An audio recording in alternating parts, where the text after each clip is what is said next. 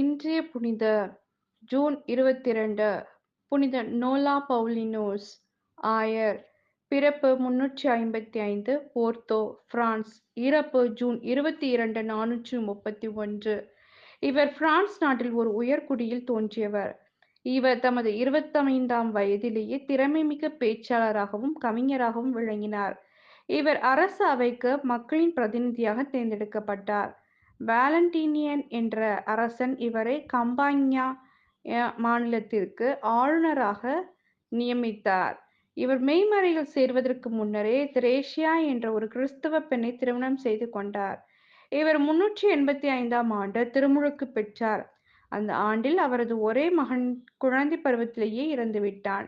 இதனால் நோலா பவுலினஸும் அவரது மனைவி திரேசாவும் ஸ்பெயின் நாட்டிற்கு சென்றனர். அங்கே பார்சிலோனா நாட்டு மக்கள் அவருடைய பக்தியை அறிந்து குருத்துவத்தை தேர்ந்து கொள்ள தூண்டினர். அவரின் மனைவியும் இதற்கு சம்மதம் தெரிவித்தார். இருவரும் தங்களது உடைமைகள் அனைத்தையும் விற்றுவிட்டு ஏழைகளுக்கு பகிர்ந்து கொடுத்தனர். பின்னர் பவுலினோஸ் குருத்துவத்தை தெரிந்து கொண்டார். இதனால் அவரின் மனைவி மிலான் நாட்டிற்கு சென்று அங்கு ஆயர் அம்ப்ரோஸை சந்தித்து அவரின் அறிவுரைப்படி திரேசியாவும் ஓர் துறவற மடத்திற்கு சென்றார். திருவரத்தில் 20 ஆண்டுகள் திருப்பணியை திறம்பட செய்தார். பவுலினூஸ் பேய்களை ஓட்டும் வல்லமை பெற்றிருந்தார்.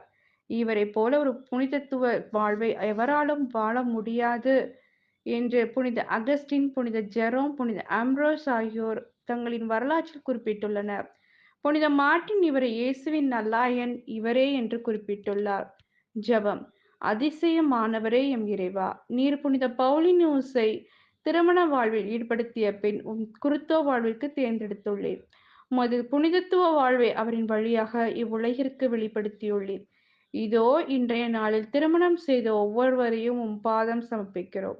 குடும்ப வாழ்வில் ஒருவரை ஒருவர் புரிந்து சந்தோஷத்துடன் சமாதானத்துடனும் வாழ நீர் அருள் தந்து காத்திடுமாறு இறைவா உம்மை மன்றாடுகின்றோம். ஆமென்.